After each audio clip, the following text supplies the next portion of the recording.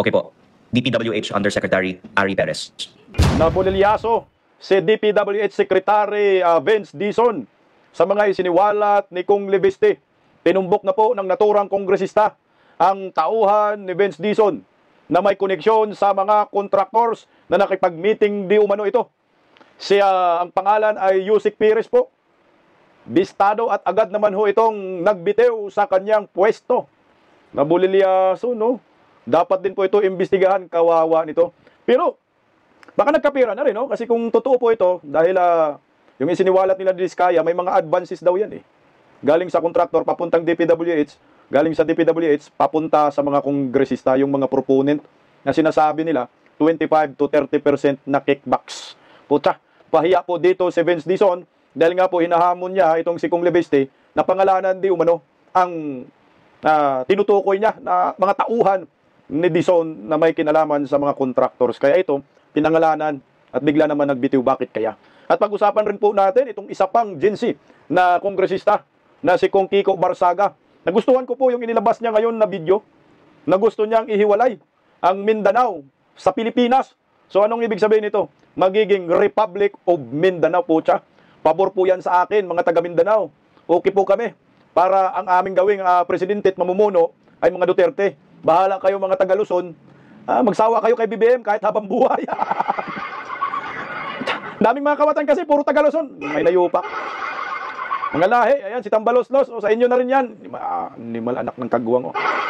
Kaya palike muna, pa-share, pa-subscribe sa mga bagong paso. Pa-subscribe naman. At pakipindot yung inyong notification bell upang lagi po tayong updated sa ating mga video. Magandang gabi po sa ating lahat. Kagahapon, nayanig ang mundo ng mga nasa politiko, mga Pilipinong nakatutok sa isyu ng lipunan na biglang nag-press con po itong batang si Congressman Libiste na sinabi niya ng mga tauhan di umano ng naturang DPWH Secretary Vince Dizon ay gagi, mga kontraktor. Hindi lang mga kontraktor, ay konektado sa mga kontraktor. Balita, nakatanggap na daw agad ng kickback. Anak ng kagang eh.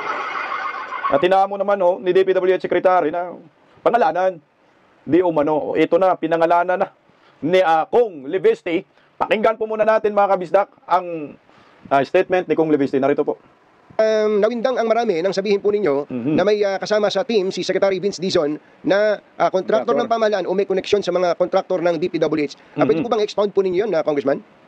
Unang-una po, ang agenda ng aking press briefing kahapon ay hindi para maging personal tungkol sa mga miyembro ng team ni Secretary Dizon, kung hindi para manawagan na ibaba natin ang presyo ng mga proyekto ng DPWH para maiwasan ang mga duda tungkol sa mga kickbacks. At hiniling ko din kay Secretary Dizon na ilabas niya ang impormasyon tungkol sa mga budget ng bawat distrito na hinihingi ng ibang mga congressman na nasa kanya naman, meron kaming mga kopya at sinabi niya na ilalabas niya pero hindi pa niya inilabas. Kung meron po mga interviews ang media sa kanya ngayong araw, sana pwedeng i-request sa kanya na ngayong araw ilabas na niya ang available na impormasyon tungkol sa budget dahil tinatalakay namin ngayon sa Kongreso ang 2026 budget. Ngunit ang focus ng ibang mga media ngayon ay sino yung mga miyembro ng team ni Secretary Dizon na may mga aligasyon na ay may maybe potential issues related to procurement para sa DPWH. At ito lang pong sabihin na ito ang layunin ko pero dahil siya po ang nagtanong, pwede ko pong isagot. Sige po, sabi po. Stop muna tayo dyan, anak ng baka. Okay, ito mga kabisdak, no? So ang gusto niya ilabas ni Dizon yung lahat ng mga proyekto sa bawat distrito, anong lista doon sa saan napunta yung mga proyekto na yan. So wala pang inilabas. So yung gusto pong mangyari ni Congressman Libiste. Para magiging transparent at tingnan natin kung sino yung pinakamalaking pondo at sino yung magiging contractor ninyo. Po niya, please name names. Okay po. DPWH Undersecretary Ari Perez. Sino po siya? Ano po ang impormasyon na nakuha niyo tungkol po sa kanya? Narinig ko na ipapahawak daw sa kanya ang procurement or bidding ng mga malalaking proyekto sa central office ng DPWH. Okay. At ang focus ko ay sana reformahin natin ang sistema at huwag natin isipin na kung palitan lang natin ang mga tao na gagawa ng bidding ng mga project, wala ng corruption.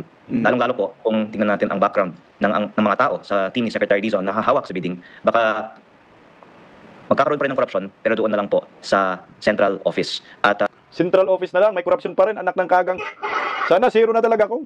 Kaso hindi man niya masisiro hanggat hindi si Bongbong mag-resign, bumaba sa pwesto. Natutolerate ang corruption. Ang pinangalanan niya, basahin lang natin para mamaya ipapakita ko yung ang pinangalanan po ni Kong Libiste ay si Ari Perez Siya po ay USEC, Undersecretary. Ito po ay inappoint ni Libiste. So may ito daw yung hawak ni sana sa mga bidding process, mga malalaking proyekto, siya yung may hawak. Bata pa! Itong si Harry Piris, grabe oh. Tuloy oh. Hindi ko rin po sinasabi na magkakaroon ng bigayan ng kickback sa itong individual o yung individual. Pero mahirap po talaga kasing iwasan ng corruption sa DPWH. Pag bago kang na-appoint na undersecretary, I'm sure marami ng mga contractors na lumalapit sa'yo. Kahit hindi ikaw yung lumalapit sa kanila. At kahit hindi ka humihingi, baka sila ay may inaalok. At ang isa din sa mga hiniling ko kay Secretary Dizon ay sa lahat ng mga members ng kanyang team, i-disclose nila sino ang mga contractors na nakausap nila mula sa simula ng kanilang termino. O kung maaari po, yung mga iba din mga kilala nila para kung makinabang sila sa DPWH sa mga susunod na panahon, malalaman natin na may connection pala ang mga opisyal ng DPWH. Stop muna tayo dun. Agree ako dun na dapat ilabas sa publiko. O ito, Vince Dizon, kung talagang hindi ka kurakot, ilabas mo sa publiko ang mga kontraktor na nakakausap na ho ninyo ngayon. Kasi matik yan, may mga kausap na silang mga kontraktor. May mga lumalapit na yan sa kanila. Kasi nga, mag-uumpisa na ang, yung budget process na. Tapos, pagka nagiging batas na yan, matik na yan, yung mga kontraktor na yan, sila makakuha ng mga kontrata at sila po ang gagawa ng proyekto at paniguradong tiba-tiba ang mga buhaya sa kickbacks. So ngayon, kung wala kayong pinag-uusapan na hindi maganda, Dizon, tama, yung suggestion dito ni Kung Libiste, ilabas nyo ang mga listahan ng mga kontraktor, mga buhaya, para pag nagkaroon ng problema, nako, madaling matukoy agad ng sambayanang Pilipino kung saan natin hahanapin itong mga impaktong ito. Tuloy, Kung. Sa mga kontratistang ito. Ako po ay saludo kay Secretary Dizon at siya ay reformer at I'm sure sumusuporta sa panawagan ni Pangulong Bongbong Marcos para sa transparency at I think it's relevant for the public to know kung nagkaroon ng mga meetings ang mga DPWH officials sa labas ng DPWH sa nakaraang buwan. Ito po, may meeting na nakaraang buwan. Teka lang, transparency, sorry kung itong si Bongbong Marcos, walang transparency talaga. Dito pa lang sa ICI Animal, nakasarado yung hearing eh.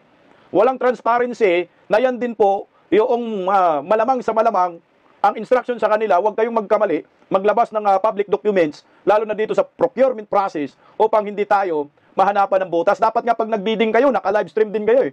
Para makita natin, at saka yung mga mukha ng mga kontraktor at kausap ng mga district engineer, ilagay nyo rin po yung mga mukha nila sa television nang malaman ho namin yung mga kawatan kung sakali magka-problema ng mga proyekto kung mga ghost projects. Tuloy ko. Klaruhin lang po natin, si Yusek Ari Perez ay mayroon pong mga kausap na mga kontraktor. Kailan po siya nakipag-usap?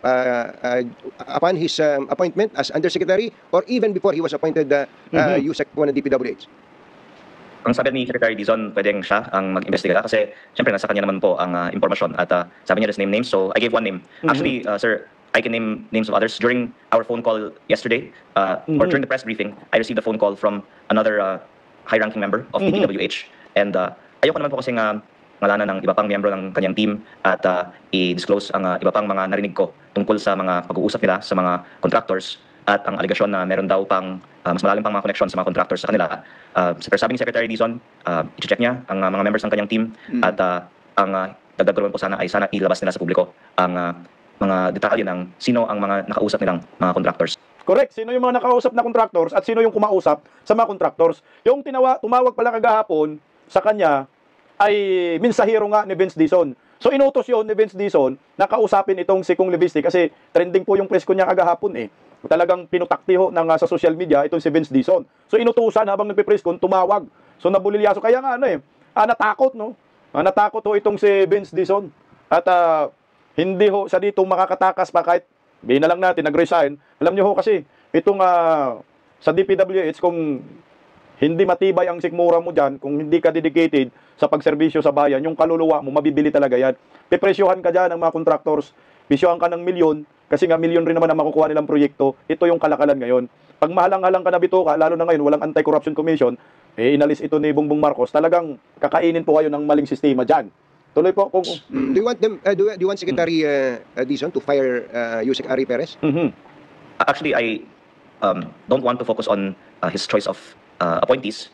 I want him to release the data of the budget of each district as requested by other members of Congress, as also requested, by the way, by Congressman Toby Chanco just a few days ago in light of the budget hearings where we don't know how much is the budget of each congressional district. Na kay Secretary Dizon ang impormasyon na to. In fact, meron po akong listahan dito ng mga budget ng bawat congressional district na ipinabigay niya sa akin at pwede niyang ilabas ngayong araw ang data na yan at may data din tungkol sa mga proponents na hiningi ng ibang mga congressman na pwede din niyang ilabas, more than should he hire or not hire this person. Meron akong information tungkol sa... Bako muna yun ha. Yung congressional projects, yun yung talagang nire-request niya. Ilabas mo, pero may hawak siya. Binigay ni Vince Dizon. Pero sana, isa publiko ni Vince Dizon para malaman natin. Ano kasi yan, dapat DPWH sa maglabas, hindi pwede si Kung. Kasi nga, siyempre, binigyan lang siya ng kopya para sa kanya. So ngayon, ang gusto niyang mangyari, maglabas ka, ilabas mo sa publiko lahat, ilathala mo, para maging transparent kung saan na pupunta yung malalaking proyekto at malalaking pundo. Kasi nga ho, palagay ko, malamang hindi po yan mailalabas ni Vince Dizon. Kasi pag ilalabas yan, bubungad yan, ang pinakamalaking budget na probinsya, malamang Ilocos kay Sandro. At kay Tambaloslos, Martin Romualdez, anak ng kagang talaga naman. Corruption pa rin. Kung walang transparency, walang accountability, sumatik, corruption pa rin. Ang direksyon pa rin na tinatahak ni Vince Dizon ngayon ay direksyon pa rin ng mga buhaya na siya ngayon nahawa, parang impacto rin itong taong ito eh. No? Nagpahawa, anak ng kagang naman oh. Sayang lang siya, tuloy oh. History din ni Yusek Ari Perez na kung malaman ng publiko ay baka sasabihin ng iba na hindi siya tamang umawak ng leading ng Central Office ng DPWH. At ang mga miyembro ng media ay pwede rin pong mag-background check tungkol sa kanya at ang ibang mga miyembro ng team ni Secretary Dizon. At ang gusto ko din pong dagdagan ay hindi naman si Yusek Ari Perez lang ang marami pa. The one I heard information about because meron pa iba. I heard about many other members of his team and I also got a call from... Teka lang oh. O siya, marami pa pala. So marami pang mga kontraktor dyan, anak ng kagwang. Ay, Vince Dizon, puta. Anong ginawa mo? Utos ba ni Baki yan? O hindi naman si Vince Dizon na naghahanap, baka si Baki. Kaya ang mga nakuha, mga kontraktor, anak ng kagwang. Oh. So marami pa, hindi lang si Perez. Oh. May connection sa mga kontraktor. So lahat nilagay kontraktor. So marami pa, okay.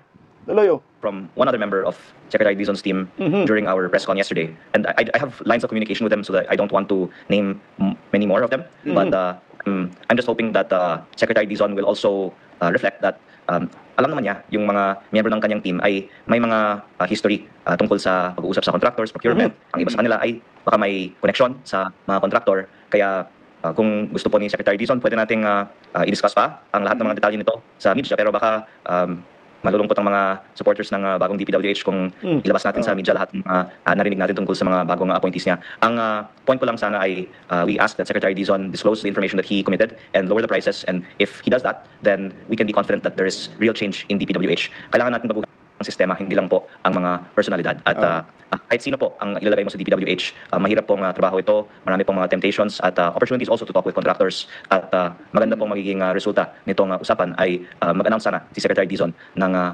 solusyon sa mataas na presyo at lack of transparency sa DPWH budget. Magaling magsaywar tong batang to, no? Kasi ang sabi niya dyan malulungkot ang mga supporters ni DPWH Vince Dizon kung i-discuss pa natin kung ano po yung mga history, mga background ng kanyang mga ina-appoint, mga Yusek at mga Asik. Yung natakot siguro si Vince Dizon.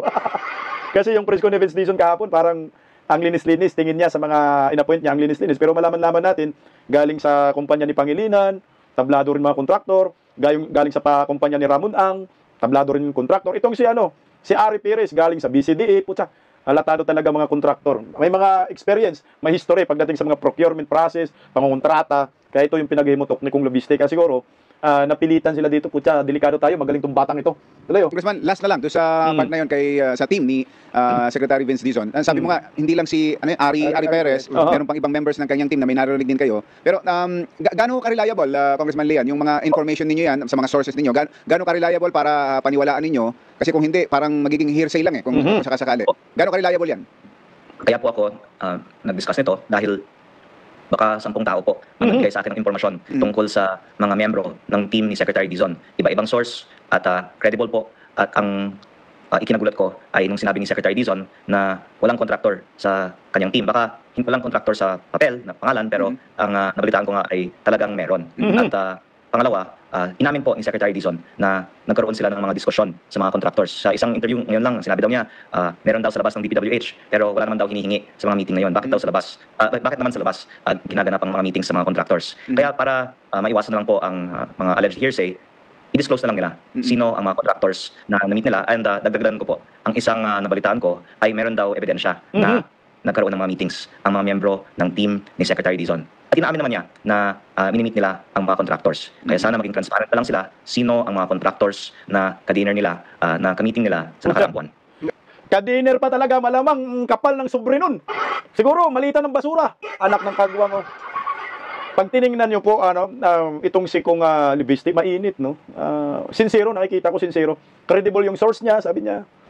10, mantakin mo yung 10. 10, mga 10 yung mga nagbibigay sa kanya ng impormasyon, pari-pareho, so credible nga. Kaya naman, ang hamon niya, i-disclose na lang. Kasi nga, kung ako Vince Dizon, simple lang naman hiningihin niya, i-public mo lahat ng mga kontratista mo. Kasi nga, napaka-imposible naman kasi mga kabisdak, na walang kausap itong si Vince Dizon na mga kontratista, kagaguhan po yun. Para naman tayo ngayon lang ipinanganak. Ang masaklap niyan, nalaman ni Kong Libiste na itong mga kontratista ay may nagkaroon ng dinner meeting sa grupo ni Vince Dizon. Bakit dinner meeting ka pa? Kung wala kayong ginagawang kababalaghan, bakit hindi po kayo nagsagawa ng meeting sa loob ho mismo ng opisina ng DPWH? At bakit dinner? Dapat office hours. Kung talagang malinis po itong si Vince Dizon. Lumalabas naman yung impormasyon na yan, paano po may tanggi? Kamalas-malas dahil agad naman isiniwalat ni Libiste. Pero pasalamat tayo. Dahil mayroong ganitong klaseng bagitong batang kongresista na malakas ang loob, na ilabas ang mga natuklasan sa mga paparating na naman na paglilimas sa kaban ng bayan. O ito, mayroong follow-up siya na preskon kanina, tapang talaga ni Libiste. Pakinggan natin siya. Narito. Po sa aking mga interviews kanina na si Undersecretary Ari Perez ay isa sa mga undersecretaries ng DPWH na narinig ko ay may hindi magandang history sa bidding and procurement.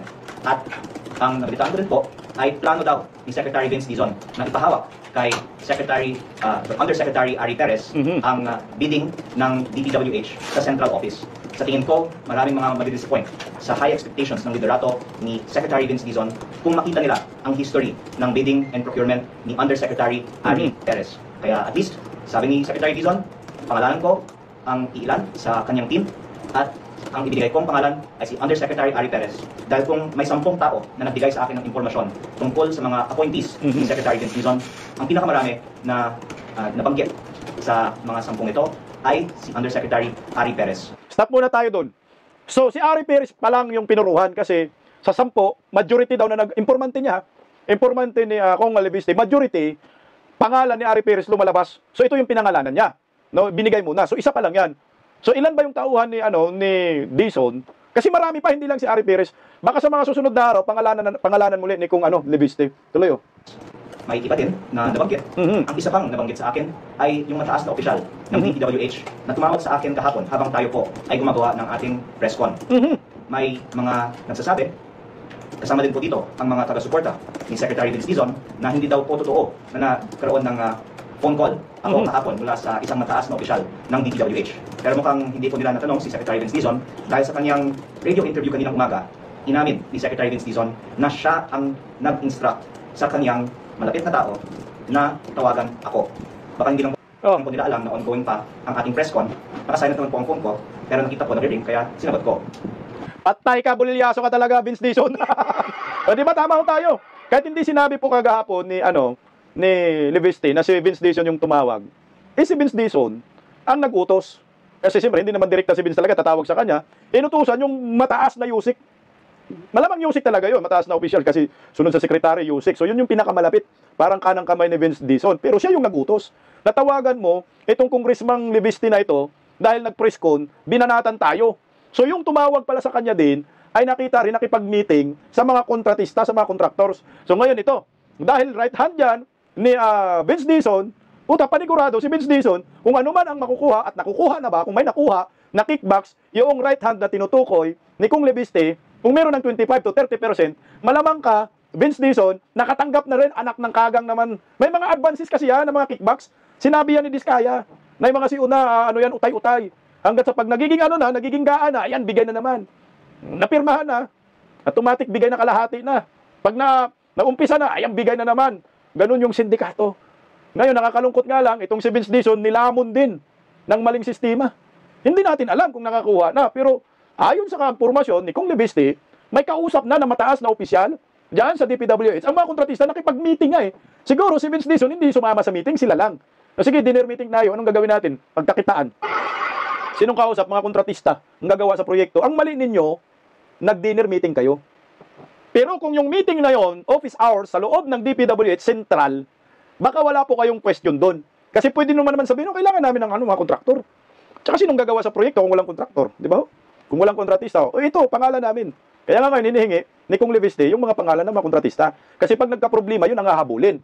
Ang galing mo, Kong, tuloy, oh. At yun po ay patunay na ang the point that I'm trying to make is getting at something, which is there is real need for more action in reforming the central office of DPWH. Hindi lang po District Engineering Office o Regional Office ang may problema. Hindi lang po ang pagpapalit ng mga lumang appointees ni Secretary Bunoan ang problema. Hanggang ngayon, may mga problema pa sa central office ng DPWH. Bolilyaso si dito, Vince Dizon. Pero ako, Vince Dizon, ngayon pa lang, kumanta ka na habang mas maaga pa. Sabihin mo ang katotohanan, sino po yung mga namimili ng mga kontratista at sino yung amo mong tunay, sino yung nag-instruct sa'yo. Kasi panigurado meron yan, mataas na personalidad. Kasi ang background ni Dizon, magaling, di ba? Pagkatingin natin, magaling. Dahil sa panahon ni Duterte, magaling siya. Pero magulat-gulat ka na lang kagahapon, ang hinayupak, bumanat kay Bungo, hanggang ngayon, bumabanat pa rin siya. So nilamon ka ng maling sistema. So ang malas mo, dahil merong mga kongresista, mga batang kongresista, nagalit sa korupsyon. Nasilip ka tuloy ngayon, so Bolilyaso, tingnan mo, kinabahan ang uplok, kinausap daw niya itong si Ari Pires. Ito, pakinggan natin yung pahayag ni ano na siya dito, parang namumutla na. Nakalbo si Vince Dizon dito, nakalbo sa stress. Mga kakampi kasi mga buhaya, anak ng kamote, sayang yung record mo, galing mo sana noon kay Tatay Digong. Kung dinungisan mo. Yung issue, no, na, in fact, nakita ko yung lumabas yung issue pagkagaling ko sa kaninang umaga. Unang-una, immediately, nung nalaman ko yun, at na may pinangalan si Congressman Leandro Reviste, at ipapasalamat ko tayo sa kanya. Dahil, ang importante dito, transparency. No, kailangan talaga, oh, lol! Putangin na, no? Iwas pusoy, no? Kunyari, okay sa akin yung ginawa ni Leviste. Sinampal ka back and forth, tol. Napahiya ka. Kasi feeling mo, magaling ka. So parang gusto niyang ipakita pa rin sa taong bayan, malinis ako, hindi ako kurakot, hindi ako sumasayaw sa apoy ng mga buhaya. Los mo, kung ka magaling ka, hindi sana na-discovery mo, yung na-discovery ni Kong Leviste, hindi ganun kasi tinatakpan mo. Plano nyo to. Tuloy, oh. lalo na para sa mga taga-gobyerno, na open book ang buhay ng mga taga-gobyerno. Ganun talaga. No, ganun talaga. Kaya kinausap ko agad-agad si Undersecretary Ari Pérez. Sinabi ko sa kanya na niname ka ni Congressman Leviste, although si Congressman Leviste naman nagsabi na these are based on rumors, etc. May mga narinig siya o binabasa din niya sa mga dating mga balita o kung ano man. Kinausap ko si Undersecretary Pérez at sinabi ko, iimbestigahan natin ito. Kasi yun ang kabigin-biginan ng Pangulo sa atin. Na kailangan linisin natin ang DPWH. At ang paglilinis... Naniwala ka naman dun! Linisin daw ang DPWH. Kung linisin, hindi sana naging transparent kayo. Ilabas nyo yung mga listahan ninyo ng mga kontratista, mga proyekto sa mga district project na ngayon hinihingi ni Kong Leviste. Wala kayong mapakita. Kasi sabi nga ni Bangag dyan, huwag mong ipakita, mabulilyaso si Sandro. Tuloy, oh. Linis ay walang sinisino, walang sinasanto. Kahit na dati lang nandyan. Narinig nyo yung walang sinasantong word? Utsa, wala kayong sinasanto, hindi nyo nga mapangalanan si Saldico, hindi nyo lang mapangalanan si Martin Romualdez. Sige nga, baka may mga kamag-anak pa dyan, si Baki kasama eh. Baka si Baki kasama pa, pangalanan nyo nga, Romualdez at Saldico para maniwala kami sa'yo. Utsa, pinangalanan mo, Bungo, ang layo-layo naman sa mga mastermind, gagi oh. Tuloy, oh. Wala na dyan, nag-resign na. Dating administrasyon, o kahit yung mga taong ako mismo ang nagdala. Wala tayong sinisino. At kailangan, yun ang gagawin natin. Kinausap ko sinabi ko yung diretsahan kay Undersecretary Perez.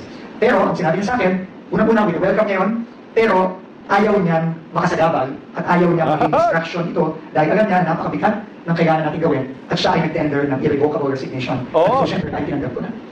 So, as of today, hindi na po parte si Undersecretary Perez sa DPWH. Siya mismo ay nagpusa at yun, respeto natin yung desisyon niya. Pero, syempre, yung investigasyon, tuloy pa rin yun. Kagaya ng mga iba din nag-resign, tulad ni Yusek Cabral, Yusek Bernardo, Yusek Ayapana, even Secretary Bunoan, lahat yan. No? Hindi porket na nag-resign, hindi natin investigahan. No? Lahat yan kailangan investigahan at yan ang gagawin natin. Kasi yun ang trabaho na binigay sa atin ng ating Pangulo. Iyak! Nabulilyaso ang masamang plano ng mga yusik-yusik, asik-asik. Pag kami, Vince, nag-resign dahil nabisto kayo. Nag-resign dahil yung mga masamang plano ninyo, nahuli kayo. Yan ang totoo niyan. So ngayon, dapat imbestigahan din kayo ng ICI, ni Bangag, or Senate Blue Ribbon Committee na lang. Ano yung Senate Blue Ribbon Committee hanggang ngayon, ayaw pa rin mag-hearing eh. Mga kapal na mukha, tuta-suto. Yun na nga lang pag-asa, Senate Blue Ribbon Committee. Kasi nga, ito nag-resign. So ibig sabihin, guilty ka. Takin mo ha, Kakapumpisa nyo pa lang, pera agad na sa isip nyo. Nakipag-usap agad kayo sa mga kontraktor. Tangina, tagal, payaman talaga kayo. O ito nga, nag-resign na ang bataan ni Vince Dizon, naunsyaming kaligayahan. Kaya kung may kanta tayong ialay sa kanila, ay kantang, aray, aray, naku. Ang sakit naman, agad ay nabulilyasu. Magpapasko pa naman, anak ng kagwang. Walang papasok na pira, malapit na Pasko. Ayan na, okay. Nag-resign na po, tuloy ang investigasyon, di ba na, sabi ni Vince, di ba? Tinanggap ni Vince kanina yung resignation. Resignation ni Yusik Ari Piris. So, siya po ay dating ng BCDE. Ayan. Ari Piris. Nag-resign na. So resign na doon kasi makulong ka. Pero kailangan itong imbestigahan kasi may mga advances yan. Yung mga kontraktor, pag nakipag-usap yan sa mga DPWH official, lalo na mga dinner meeting, automatic yan, may kickbacks yan. Ito kasi kasanayan namin, 10%. 10% po muna. Pero 25% kasi yung makuha ninyong kickback sa proyekto. So ngayon 10% muna bigay. So ano magiging resulta dyan? So dahil wala ng pira, na-advance sa pagkuha ng mga buhayang DPWH at mga kongresista, anong magagawang proyekto? Antakin mo, pinag-uusapan pa lang ang proyekto, budget, pinag-usapan pa lang yung pondo, kumikita ng mga buhaya. Advance agad yan, kinukuha na nila. So wala pang pira, napunta sa kanila, galing sa gobyerno, kumikita ng mga buhaya, mga kongresista, mga DPWH. Kaya pagdating sa kanila, sa mga kontraktor, automatic babawiin nila yung mga binigay nila sa mga buhaya na to. So ang resulta, kung hindi ghost projects, ang naturang proyekto ay maging substandards po ito. O ito, Merisi Vince. Palakpakan muna natin si Kung Libiste. Palakpakan natin, palakpak tayo. At kung hindi po titino itong gobyernong ito, kayo Vince Dizon, na minsan hindi nyo napangalanan si Martin Romualdez at Saldico, ano pong resulta nito? Lumalabas na protector kayo ni Romualdez at Saldico at kayo yung nag-abogado. Tama ba? Itong DPWH official na ito, kung wala si Libiste, kung hindi siniwalat ni Libiste ito, tatanggalin kaya niya? Hindi. Tandaan nyo hindi lang ito. Ang di umano'y mayroong kaugnayan sa mga contractors, marami pa dyan. Pag ipatuloy ito ng Marcos admin na mag-aabogado, Saldico, malamang sa malamang magagalit ang maraming Pilipino. Pakinggan natin si Toby Tiangco. Ito yung mangyayari talaga. Ang sentimento ng taong bayan, hindi nila tatanggapin na hindi makabalik si Saldico. Dapat naiintindihan yan ng mga may kapangyarihan na pabalikin siya. Kasi pag dumating sa punto, huwag naman sana nasabihin na kailangan siyang pabalikin at hindi siya makabalik. Huwag natin subukan yung pasensya ng tao. Sa tingin ko doon na talaga magagalit ang taong bayan. At baka doon na sila magkulang sa sinseridad ng investigasyon. Kaya nga, sinasabi ko, Hoy, ngayon pa lang, Toby Tiangco, duda na ang taong bayan, walang sinseridad dyan. Dahil sa ICI na yan, Sarswila yan, nakatago sa mga Pilipino, nakapiring kami dyan. Hindi namin alam anong nangyayari dyan, mga inayupak ng mga buhaya na yan. Walang live stream sa DFA, may kapangyarihan naman silang kansilahin yung passport. Ngayon, ang hindi ko maintindihan, bakit tila DFA o yung ibang mga nasa gobyerno, ang nagdedepensa pa kay Saldico kung bakit hindi pwedeng kansilahin yung passport. Di ba dapat kansilahin nyo? Tapos pabayaan yung abogado niyang questionin sa korte yung pagkansila. Bakit? Bakit? Para tila baga, sila ba nag-abogado? May ligat na proseso naman eh. Function nila. Function nila yun eh. Sir, di ba? Okay, doon sa Passport Act, di ba? Doon sa Passport Act, RA 11983 yata yun. Tingnan nyo ba, mali ako. 11983? 11983, Passport Act ba yan? So, sir, anong tingin nyo? Bakit parang meron kami hindi tama.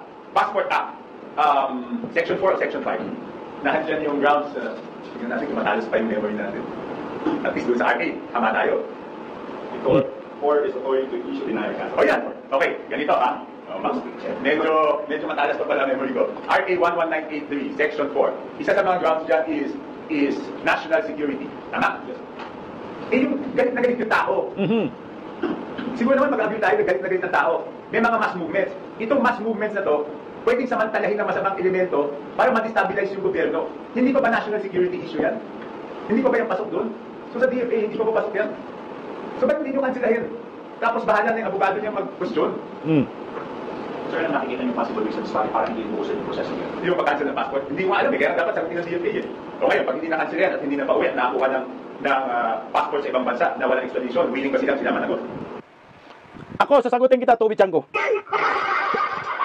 Siyempre, hindi yan kakansilahin nila kasi pag nakansila yan, magkakaso, issue ng warrant of arrest, magkaroon ng red notice at mapawi sa Pilipinas. Pag mapawi sa Pilipinas, si Saldico, ikakanta si Martin Romualdez, tatamaan si Bongbong Marcos. Yan ang maliwanag talaga yan, kaya hinuhold nila ngayon. Kaya sila, naghanap ng diversionary tactics, ginamit itong si Vince Dizon, tinitira si Bungo. Ang tanong, hindi naman kakagat. Walang kumakagat eh. Yung video ko nga kagahapon, hindi man nagkakabuse eh. Kasi nabubuisit sila dito, diversionary tactics, halatang halata. Wala na yan. Yung sinasabi ni Toby Chanko na makasasakyan ng mga masasamang grupo, ma-destabilize ang gobyerno. Sinasakyan na nga ng mga kaliwang grupo, nagrarally eh. Sigaw ng sigaw ngayon sa Mindiola, animal, rally sa hangin. O ito, ayan.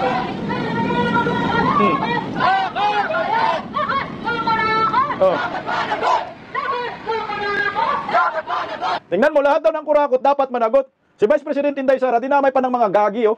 Ito yung mga sumasabay o sumasakay, oh. Tingnan mo, mukha talaga ni Inday Sara nakalagay dyan. Duterte panagutin, Marcos ano yun? Singilin? Lolo! Damay talaga si Inday. Kagaya ito, sumasakay. Kabataan Pantilis. Ito yung sinasabi ho natin. Mga sumasakay, nagrarally, panagutin daw, kurakot, ikulong. Puta, hindi man napangalanan si Martin Romualdez, Saldico, Bongbong Marcos. Ikulong? Anak ng kagwang, ang gulo-gulo ninyo sa Luzon. Kaya mas maganda itong mungkahi talaga ni Kiko Barsaga. Taga Luzon ito, taga Cavite, pero nananawagan siya na ihiwalay ang Mindanao sa Pilipinas, patay kayo. O sige, sa inyo na si Ngiwim. Inyo na si Bongbong Marcos, magpakailanman. Dito na lang kami sa Mindanao, mga Duterte. Pakinggan nga natin itong isa pang kong Kiko Barsaga, anak ng kamote. Pakinggan natin si Kong Kiko Barsaga. Hindi, ito isa. My fellow citizens, it's now time for us to heed Mindanao's calls for secession. As the second largest island in our country with a population of almost 28 million people, the interests of the people of Mindanao is not one we can ignore or consider as less important than those of the people of Luzon. In the past 3 years, the Marcos administration has been criticized for its bias policy and its favoritism towards the NCR. And with the recent flood control anomalies being traced back to the residences of corrupt politicians in the NCR, the calls for Mindanao secession has gradually increased. Mindanao is capable of being entirely self-sufficient. With their abundant natural resources and competent labor force, they can successfully thrive as an independent nation, which makes the fact that the corrupt national government excessively taxing them for the benefit of Luzon's politicians very upsetting. I can sympathize with their anger. As a representative from Cavite, it disgusts me that the government funds for developing provinces like ours are being funneled by Congress into the pockets of corrupt politicians that reside in exclusive subdivisions in the National Capital Region, like Forbes Park and Dasmariñas Village. The money that could have saved millions of Filipinos being used instead on overpriced houses, watches, cars, and planes. The desire for secession of Mindanao in response to the extreme corruption of the wealthy elites of the NCR, who look down upon them as lesser beings, is a very valid sentiment, and one that I wish to bring to our government. I shall ask both Congress and President Marcos to start considering and discussing a possible change to our natural territory in order to meet the desires of our citizens. Palakpakan natin kung Barsaga. Mantakin mo kung grisista sa Luzon, Cavite, nananawagan ihiwalay ang Mindanao. Kasi nga kinawawa nga tayo talaga mga taga Mindanao. Nagbabayad tayo ng tax. Kinukurakot ng mga buhaya. Saan yung napakaraming proyekto? Nasa Luzon. Pero tayo nagbabayad ng tax. Mga turismo na, tourism natin dyan. Sa Mindanao, ang yayabong. My God. Pero ang nakikinabang mga buhaya sa Luzon. Hiwalay na talagang Mindanao. Ako, pahig ako dyan kung Barsaga kasi taga Mindanao ako. Welcome to the Republic of Mindanao. Patay tayo kung saan walang makurakot. Tapos magano tayo ng death penalty sa Mindanao. Ganun na lang ako siguro mga taga Luzon, sa inyo na lang singiwim. Kagaya ngayon, merong inalabas na na survey. Tingnan mo. Namamayagpag pa rin para sa Asia Survey, approval rating. Vice President Inday Sara, 55%. Bumaba man ng konti, pero pinakamataas pa rin na approval rating sa lahat ng leader ng ating bansa.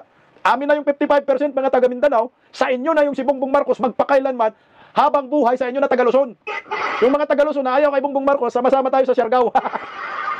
May lupa kami doon, abang-abang, bili na kayo ng lupa sa Mindanao habang mura pa. Kasi pag nagkataon po ito, pabor na pabor talaga tayo dito, taga Mindanao. Tingnan mo pag ang Mindanao mahiwalay sa Pilipinas, so Republic of Mindanao na tayo. So meron na tayong sariling batas, may sarili na tayong mga namumuno, mag-federalism agad kami sa Mindanao. Ayan, mga Duterte agad. Mas mabilis po kami uunlad at makatakas kami sa utang ngingiwiim. Animal na utang ng ina yan. Utang ng ina nila at tatay nila lang. Utang ng ina nila at utang ng ama nila yan Noon pa, 21 years anong kulan sa Pilipinas umutang. So siguro ngayon, kaming mga taga Mindanao, di naman namin ginusto yung utang ng ama nila at utang ng ina nila. Kayo na lang siguro taga Luzon ang magbayad. Kaming mga taga Mindanao, kalas na kami. Kaya mga subscribers ko, pag nagkataon ito, bili na agad kayo ng lupa sa Mindanao. Yayaman talaga Mindanao. Malapit sa Indonesia, di ba? Meron kaming natural resources na ang food basket ng Pilipinas, Mindanao. Patay ang mga buhaya gutom nito. What if mangyari yan? Ang saya-saya ng mga buhay ng mga Muslim. Mga kapatid natin sa Mindanao. Makatakas na kami sa nakangiwiang panga. What if mangyari yan? Tingnan nyo po ang Mindanao. Ito po. What if Mindanao became a nation of its own? What if every peso of tax collected in Mindanao was used only for Mindanao, for its people, its progress, its future?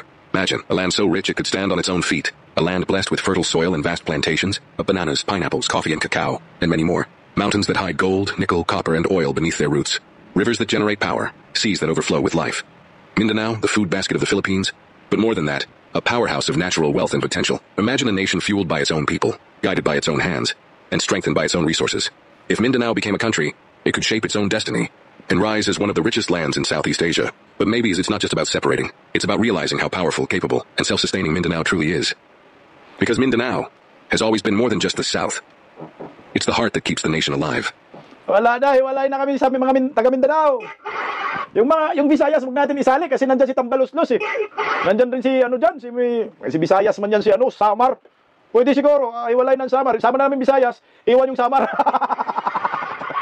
Malwarte ba kasi ng mga Marcos yan, anak ng kagwang. O di kaya ang mga taga Samar, lipat na kayo sa Mindanao, ganun na lang. O Luzon, hiwalay, sama nyo na yung Samar. Visayas, Mindanao, amin. Kasi putyang na guys, grabe yung mga kurakot ng mga opisyal ng gobyerno nasa Luzon lahat. Walang habas, walang awa sa mga taga Mindanao na discriminate ngayon eh. Tingnan mo ngayon, huli na nga eh. Huli na nga, ayaw pa umamin. Kagaya si Vince Dizon, putyang inatol. Sinira mo yung pagkatao mo. Titirahin mo. Si Bungo, titirahin mo yung Duterte admin, previous admin, na doon ka nagkaroon ng puwang bilang isang public servant, sumikat ka. Dahil sa Duterte admin, ngayon pinupuntarya mo Duterte admin, hunghang ka. Kaya palakpakan natin si Kiko Barsaga. Kasama na rin si Kong Libiste. Ayan. Kung magkataon, sarap ng buhay namin mga taga Mindanao. Mga tourist destination, nandoon, meron din kaming sariling langis sa Ligwasan Mars, na hindi pa maayos-ayos dahil kurakot yung mga gobyerno ngayon. Sayang lang. Kasi kung ganun lang ang gawin, edi sana ganyan na. Ituloy na natin, no? Yung panawagan nga ni Tatay Digong, One Mindanao. Ito naman, sinuporta, bigla naman nabuhay naman ang usapin na to. Dahil sa damakmak na korupsyon. At siguro kaming mga taga Mindanao, uunlad kami. No? At pupunta kayo sa amin, mag-passport kayo. Uunlad kami panigurado, malapit kami sa Indonesia, Malaysia, no? At magiging next Singapore ang Mindanao. At yung mga kaibigan nating mga Chinese, dahil ayaw ni Bongbong Marcos mag-invest, makipagkaibigan sa mga Chinese, sa Mindanao na lang para kami ay uunlad ng tudo at makatakas na kami sa maitim na liderato ng gobyernong ito under Marcos admin na hindi mo maintindihan yung mga pinagsasabi. Ayan dididip, patalastas muna. To si Yormisco, nandyan, di naintindihan si Ngiwim dito. Patalastas. Meron din po tayo, para na ito, isasamantala ko na po itong pagkita natin. Anak ng kagwang, parali. Asare, O sa inyo na yan. Ano Tagaluson, iyong na. Mga bubunisang tanganista, sa inyo na yan. Yung mga Tagaluson na ayaw dyan, lipat kayo na Mindanao. Handang-handa kami. Para sa inyo, ang lawak ng lupay ng Mindanao, nga parali daw. Parali. Ang sabi ni Kiko Barsaga, meron ba na si Kiko Barsaga? Laban kay Vince ba? Kay Vince? Ay hindi. Ay Bongbong. Galit na galit talaga si Kiko Barsaga. Buong Pilipinas, gusto ko nang tanggalin. Bagsak ng ekonomiya natin. Dahil wala kang ginawa, kundi magnakaw. Galit na galit si Kiko Barsaga. Ito yung mga bagong Andres Bonifacio natin. Ito pa. Ayan Kay Ralph Recto naman. Sabi ni Ralph, patungkol to sa pagbabawas ng revenue zero VAT. Sabi ni Kiko Barsaga, bawasan natin ang mga magnanakaw sa gobyerno para di na natin kailangan mangutang at para pwede na rin nating tanggalin ang VAT mo. 12% perikto, anak ng kagwang. Binigyan tayo ng sakit ng ulo. Banat naman ni kung Kiko Barsaga kay dito kay Vince Dizon, puro preskon lang alam ni DPWH Vince Dizon. Isang buwan na, wala pa rin magnanakaw na may pakulong. Bunggo nga pinagtripan, anak ng kagwang tong si Vince Dizon. Utang layo-layo, no? Saldico, Romualdez, ang tinuturo ngayong mastermind, ang imbestigahan, Bunggo, anak ng kamuti. Oy, Vince Dizon, tigil mo na yung kaibangan mo, nagpapagamit ka rin. Pagamit itong si Vince Dizon sa mga demonyo na walang nagawa sa bayan, kundi pasakit lamang. Ewan ko lang kaya kung hanggang saan ang pagpapagamit niya. Ako, na-appreciate ko itong dalawang mambabatas na ito. Mga bata, talagang may pag-asa tayo dito, Gen Z, na si Kiko Barsaga at si Kong Libiste. Meron pa pala tayong mga matitinong kongresista, mga kabataan, at may pag-asa pa. Sa muli, kung mangyari man yan, mahiwalay ang Mindanao sa Pilipinas. Huwag kayong mag-alala. Welcome sa Republic of Mindanao. Pero malabo yan, hindi yan susuportahan ng mga buhaya. Kasi wala ho na silang makukurakot pa. Dahil ang food basket ng Pilipinas ay Mindanao. Kawawangaw kami.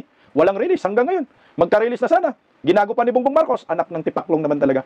Magandang gabi ho, mabuhay po tayo mga Pilipino.